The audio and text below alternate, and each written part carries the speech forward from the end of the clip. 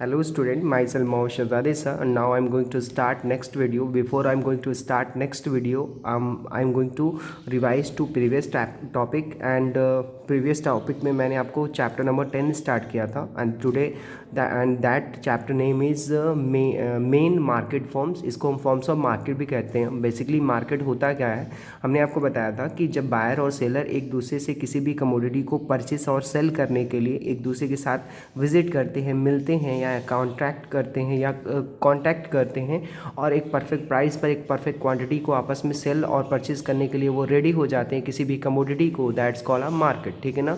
और बच्चों इसमें मैंने नोट में बताया हुआ था कि इकोनॉमिक्स में जो है मार्केट जो अब स्पेसिफिक प्लेस पे नहीं डिपेंड होता, ना ही एरिया से डिपेंड होता, ना ही स्पेसिफिक टाइम से डिपेंड होता है. जब भी कभी कोई बायर और सेलर एक दूसरे से इंटरेक्ट करता है, एक दूसरे से विज़िट करता है, चाहे वो किसी भी तरीके से विज़िट करे, चाहे पर्सनली जाके विज़िट करें, चाहे वो फ़ोन के ज़रिए से विज़िट करें, फ़ोन के ज़रिए से मतलब इंटरनेट के ज़रिए से, तो इस कंडीशन में उसको हम और वो अपने किसी भी प्रोडक्ट को बेचने और ख़रीदने के लिए दोनों एग्री कर जाते हैं परफेक्ट प्राइस पर, परफेक्ट टाइमिंग पर और परफेक्ट क्वांटिटी को. उसको हम लोग क्या कहते हैं बच्चा लोग, मार्केट कहते हैं. क्लियर.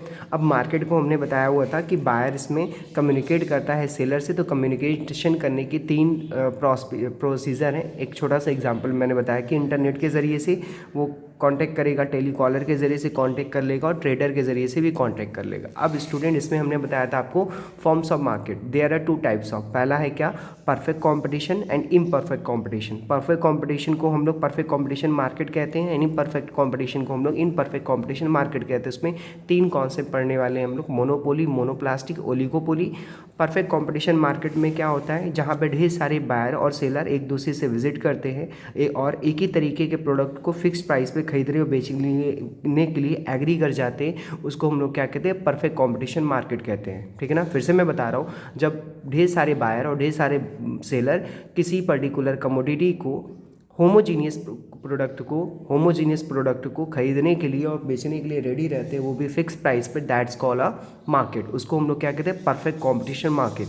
एग्जांपल में मैंने बताया हुआ था कि कभी भी रियलिटी में ना परफेक्ट कंपटीशन मार्केट नहीं होता. और यहाँ पे जो सबसे क्लोजेस्ट जो थॉट है वो यहाँ पे ये है कि यहाँ पे एक ही तरीके के प्रोडक्ट आपको ज़्यादा से ज़्यादा मिलते हैं और ज़्यादातर यहाँ पे बायर और सेलर एक दूसरे से विजिट करते हैं और या तो किसी भी तरीके से वो कांटेक्ट करते हो और अपने फिक्स प्राइस पे अपने सामान को बेचने के लिए और ख़रीदने के लिए रेडी रहते हैं. फिर मैंने इसके फीचर्स मैंने बताए हुए थे, जो ये तमाम फीचर्स थे आपके, मैं रिवाइज कर रहा हूँ. Very large number of buyer and seller, homogeneous product, freedom of entry and exit, perfect knowledge among buyer and seller, perfect mobility of factor of production, absence of transportation cost, absence of selling cost, ability of close substitute goods, industry price maker and firm is price taker, price remain constant. ये 3 ऊपर का topic जो था, ऊपर वाले जो 3 point, इसको pure competition market कहते हैं. और नीचे के जितने सातों पॉइंट और उसमें ऐड कर दी तो 10 पॉइंट इसको कहते हैं परफेक्ट कंपटीशन मार्केट. अब यहाँ पे मैंने एक्सप्लेनेशन की हुई थी,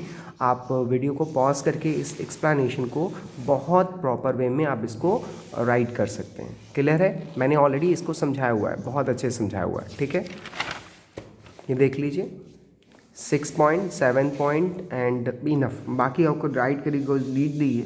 ठीक है ना, तो इतना ज़्यादा ज़रूरी नहीं है. अब मैंने आपको एक शेड्यूल बताया हुआ था जिसमें मैंने आपको बताया था आउटपुट ये है और प्राइस हमारी ये है. प्राइस क्योंकि हमारी फिक्स है तो टीआर निकल आएगा. और उसी भी हमने रेवेन्यू के चैप्टर में मैंने पढ़ा था टीआर, एआर और एमआर क्या होता है. ठीक है ना. तो इसके बारे में फिर हमने आपको बताया था डायग्राम. मैंने डायग्राम को थोड़ा फिर से मैं एक्सप्लेन करना चाहूँगा थोड़ा सा कि ये है हमारा डिमांड एंड सप्लाई और ये है हमारी प्राइस. ठीक है ना. तो डिमांड और सप्लाई उसी प्राइस पर एक दूसरे के इक्वल होगी. कोई भी परचेज़र किसी भी सामान को डिमांड करना चाहेगा, कोई भी सप्लायर किसी भी सामान को सप्लाई करना चाहेगा परफेक्ट प्राइस पे. तो ये जो होगा, ये जिस प्राइस पर सप्लाई और डिमांड दोनों लोग एग्री कर जाते हैं, सप्लायर और सेलर, उसको हम लोग क्या कहते हैं, उस पॉइंट को हम लोग क्या कहते हैं, इक्विलिब्रियम पॉइंट. और उसी इक्विलिब्रियम पॉइंट को ही हम लोग मार्केट में के चैप्टर में हम लोग कहते हैं कि इंडस्ट्री प्राइस मेकर. इंडस्ट्री क्या होती है, प्राइस मेकर होती है. अगर कोई प्रोडक्ट मैंने बनाया, फॉर द एग्जाम्पल स्टूडेंट, मैंने ये वाला प्रोडक्ट बनाया और मैंने इसको प्रोडक्ट को पता है कि कितने का बनेगा और इसको मार्केट में कितने का बेचना है, तो ये कौन डिसाइड कर देता है? इंडस्ट्री डिसाइड करती है। इस पर जो प्रिंट लिखी रहती है भाई 25 रुपीज़ ओनली, इस पर जो प्राइस है ये किसने डिसाइड किया, किसने प्रिंट करके दिया? इंडस्ट्री ने प्रिंट करके दिया, ठीक है ना। तो इंडस्ट्री ऑलरेडी क्या होता है बेटा? प्राइस मेकर होता है। और क्लियर है, प्राइस मेकर कौन होता है? इंडस्ट्री। और फर्म ये कहाँ पे बिकेगा? किसी दुकान पे, किसी फर्म पे, किसी होलसेलर क्या बिकेगी? तो फर्म जो होता है वो क्या होता है? प्राइस टेकर होता है। तो इसीलिए इसी प्राइस पे ये जो है फर्म भी उसी सामान को बेचने के लिए एग्री हो जाएंगे। दिख रहा है, ये फर्म का चार्ट है और ये इंडस्ट्री का। तो ये प्राइस मेकर हो गया और ये प्राइस टेकर हो गया। अब बच्चों हम लोग इसका बड़ा इंटरेस्टिंग टॉपिक स्टार्ट होने वाला है जिसका नाम है imperfect competition market. Imperfect competition market के अंदर हम लोग पहला पॉइंट पढ़ेंगे मोनोपोली। क्या पढ़ने वाले हैं? मोनोपोली। यस स्टूडेंट, हम लोग इसके अंदर नया टॉपिक पढ़ेंगे मोनोपोली। इसके अंदर 3 पॉइंट है। There are 3 types of monopoly. क्या होता है? मोनोपोली जो वर्ड बना है वो 2 वर्ड से बना है, वो भी लैटिन वर्ड से बना है। मोनस। मोनोपोली को अगर अलग अलग ब्रेक करें तो मोनो बना है मोनस से और पोली बना है पोलस से, ठीक है ना। तो दोनों को अगर ऐड करते हैं तो हमारा आता है मोनोपोली। मोनोस पोलस का मतलब होता है सिंगल सेलर। मोनो का मतलब होता है सिंगल और पोलस का मतलब है सेलर। जहाँ पे हमें किसी भी सामान को बेचने के लिए सिर्फ सिंगल सेलर होता है, जहाँ पे भी किसी भी सामान को बेचने के लिए कोई भी सिंगल सेलर होता है उसको हम लोग क्या कहते हैं बेटा? मोनोपोली कहते हैं। फिर से बताएं, मोनोपोली इट मीन टू से जहाँ पे किसी ढेर सारे बायर और सेलर नहीं होते, सिर्फ जो है सेलर जो होता है सो सिंगल होता है और बायर बहुत ढेर सारे होते हैं। यानी जिस मार्केट में सिर्फ एक बंदा सामान बेचने वाला और ढेर सारे लोग उसको खरीदने वाले होते हैं उसको हम लोग क्या कहते हैं बेटा? मोनोपोली कहते हैं। क्लियर है? अब जैसे एग्जाम्पल के तौर पर जौनपुर में जो है, जौनपुर में, बनारस में और इलाहाबाद में हर शहर में एक जो है मारुति की एजेंसी है, ठीक है ना। तो बेसिकली जौनपुर में जो एक ही मारुति की एजेंसी है, वो जो मारुति की एजेंसी है स्टूडेंट, वो कहाँ है भाई? कुतुबपुर के पास है। तो वो जो है हमारा क्या हो गया? मोनोपोली हो गया। यानी मारुति की अगर एजेंसी एक और होती जौनपुर में तो वो जो एसोसरीज़ का, यानी उसके कार को जब आप परचेस करते हो उसको डेकोरेट वगैरह करके वो बम्पर वम्पर लगा के देता है, तो उसकी प्राइस जो है ना 10,000 से 5,000 से लेकर के 50,000 तक वो लेके चला जाता है। समझ में आ रहा है? तो अब ये समझ लीजिए कि वो अपने हिसाब से मनमानी तरीके से उसकी प्राइस सेट करता है। अगर आप कहेंगे नहीं हम बम्पर फन नहीं लगवाएंगे, उसको डेकोरेट नहीं करवाएंगे, हम खुद जाके लगवाएंगे, तो वो नहीं कहेगा। वो कहेगा नहीं ऐसा नहीं होता हमारे यहाँ। क्लियर है? क्यों? क्योंकि इसकी मोनोपोली है। अगर उसकी जैसे मारुति सुजुकी की अगर और एजेंसी भी अगर जौनपुर में होती तो वो इस तरीके से मनमानी तरीके से आपको अपने हिसाब से प्रोडक्ट को नहीं बेचता। बात समझ आ रहा है ना? तो इसी को हम लोग क्या कहते हैं? मोनोपोली। यानी कि जहाँ पे सिंगल सेलर है और बहुत ढेर सारे बायर होते हैं, जहाँ पे सिंगल सेलर होते हैं और बहुत ढेर सारे बायर होते हैं और अपने प्रोडक्ट को बेचते और ख़रीदते रहते हैं, तो उसको हम क्या कहते हैं? मोनोपोली। अब जैसे मान लीजिए ये देखिए मार्कर है, तो आपने बेसिकली मार्कर इसी ब्रांड का आपने देखा होगा। क्लियर है? तो ये जो है मार्कर जो है जौनपुर में इसी ब्रांड का ही सिर्फ आपको मैक्सिमम जो है दिखाई देगा, तो ये उसकी क्या है? मोनोपोली। अगर इसी मार्कर को बनाने वाले ढेर सारी कंपनियां आ जाती तो इसकी प्राइस 25 रुपये ना होकर के बल्कि कुछ रुपए कम हो जाती। क्लियर है? तो इसी को हम लोग क्या कहते हैं? मोनोपोली। तो अब जो है मोनोपोली का मतलब जहाँ पे सिंगल सेलर होता है और बहुत ढेर सारे बायर होते हैं उसको, और इसका कोई भी क्लोज सब्स्टिट्यूट नहीं होता। मार्कर जितना अच्छा ये चलता है ना, अगर कोई दूसरा आ भी जाए तो इतना अच्छा नहीं चलेगा। तो इसका कोई क्लोज सब्स्टिट्यूट नहीं कि अगर ये अच्छा नहीं चल रहा है तो दूसरा वाला हम परचेस कर लें। क्लियर हो रहा है ना? तो इसी को हम लोग क्या कहते हैं बच्चा लोग? मोनोपोली कहते हैं। डन? जहाँ पे एक बंदा बेचने वाला, ढेर सारे खरीदने वाले, उसको हम लोग क्या कहते हैं? मोनोपोली कहते हैं। क्लियर? अब आइए तो इसके डिफिनेशन के बारे में बात करें। It refer to a market situation where there is a single seller selling a product which has no close substitute. Clear है? अब आते हैं हम लोग नेक्स्ट बेटा एग्जाम्पल में। जैसे Indian railway has monopoly is rail road transportation. Indian railway का जो है क्या है? मोनोपोली है रेल ट्रांसपोर्टेशन का। वो जिस तरीके से रेल के टिकट को डिसाइड करे, जब भी बुकिंग खोले, जब भी बुकिंग बंद करे, आप उस पर कोई भी अपनी जो है अपना जो है रिएक्शन नहीं दे सकते। प्राइस अगर बढ़े तो भी कुछ नहीं कह सकते, प्राइस घटे तो भी कुछ नहीं कह सकते, सिर्फ खुश हो सकते हैं या तो दुखी हो सकते हैं। Now strength electricity board. ठीक है ना, या कह सकते हैं electricity board had monopoly over generation, यानी इलेक्ट्रिसिटी के पास जो है इलेक्ट्रिक सप्लाई करने का मोनोपोली है, वो जब भी चाहे इलेक्ट्रिसिटी सप्लाई करे, जब भी चाहे बंद कर दे। ठीक है ना। Hindustan aeronautic limited for aircraft, Hindustan aeronautic limited aircraft का मतलब ये वो कंपनी होता है जो एयरक्राफ्ट बनाती है। ठीक है ना, एयर के जो है एरोप्लेन के जेट के जो है वो पार्ट्स बनाती है। Okay student, now student production of nuclear power, nuclear power का ये क्या करती है, प्रोडक्शन करती है। न्यूक्लियर पावर जो एक प्लांट है जहाँ पे न्यूक्लियर पावर का जो है प्रोडक्शन होता है। तो ये क्या है बच्चा, ये हमारी मोनोपोली है। ये इनको अगर आप कहेंगे अपने हिसाब से चेंज करने के लिए तो नहीं करेंगे, ये अपने हिसाब से ही सारे के सारे वर्क प्रॉपर वे में करते हैं। नाउ स्टूडेंट हिस्ट्री इसकी क्या है, monopoly refers derived from two Greek words. Number 1 monos means single and polus means a seller.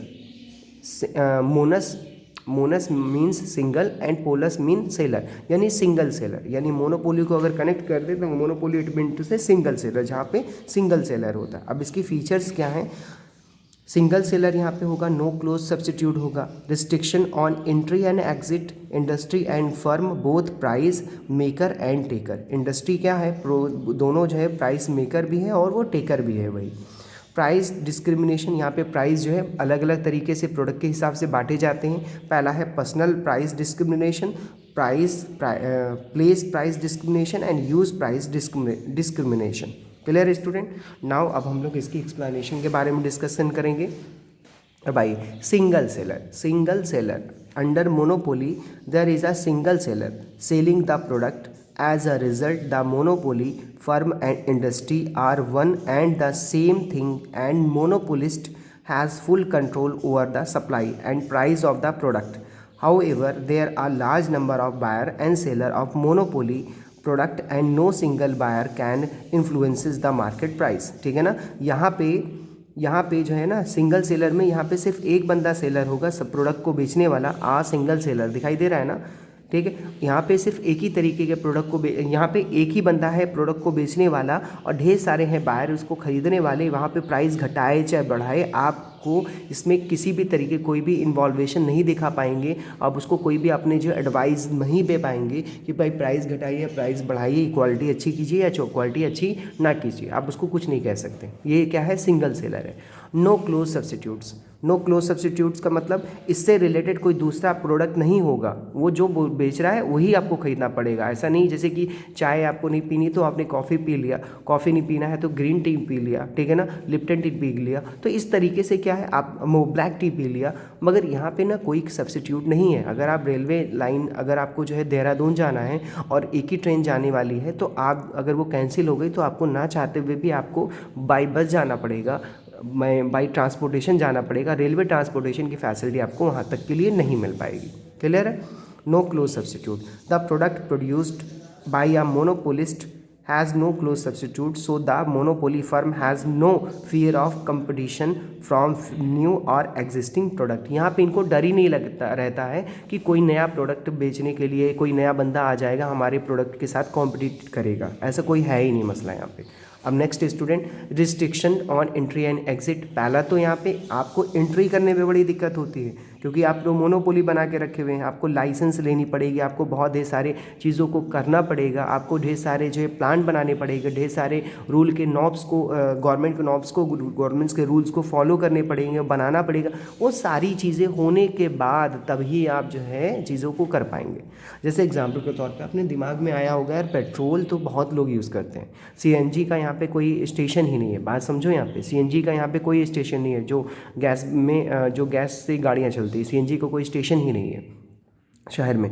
तो आपने कहा कि क्या करें, क्यों ना हम इसको ऐसा जो है पेट्रोल पंप लगाएं जहाँ पे CNG और पेट्रोल एंड डीजल तीनों मिले। मगर बच्चों आपको पता होना चाहिए कि इसके लाइसेंस लेने के लिए बहुत पापड़ बेलने पड़ते हैं, बहुत ही ज़्यादा फंड एज ए रिज़र्व उनके पास जमा करने पड़ते हैं। तो सोच लीजिए कि यहाँ पे कितने भयंकर तरीके से एंट्री करने में दिक्कत आई, ठीक है ना।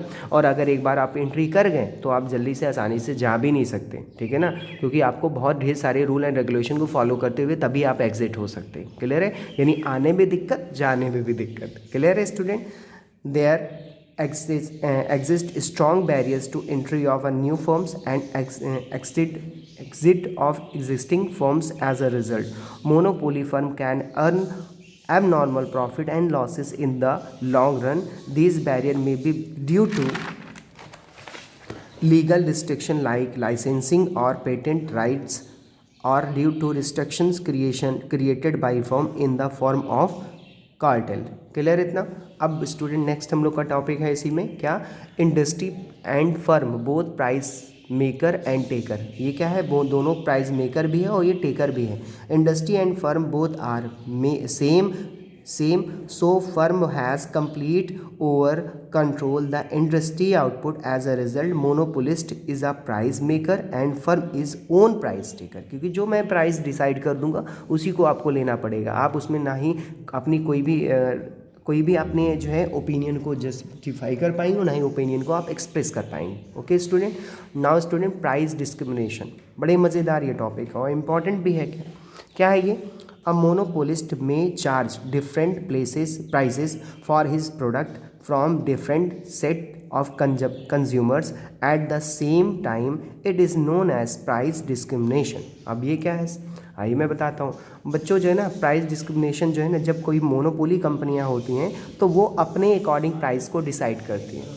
किसी के लिए कुछ और होगा, किसी के लिए कुछ और होगा. प्लेस के बेस पे कुछ और होता है, क्वालिटी के बेस पे कुछ और होता है, क्वांटिटी के बेस पे कुछ और होता है. यहाँ पे हर चीज़ की अलग अलग प्राइस पहले से ही डिसाइडेड हो जाती है. तो उस डिसाइडेड के बेसिस पे ही सारा का सारा कॉन्सेप्ट अच्छे तरीके से करते हैं. ओके, एक सेकेंड स्टूडेंट. ओके स्टूडेंट, तो हम लोग प्राइस डिस्क्रिमिनेशन के बारे में डिस्कस करेंगे. तो उसके अंदर पहला पॉइंट है क्या, personal price discrimination. Personal price का मतलब देखिएगा ध्यान से.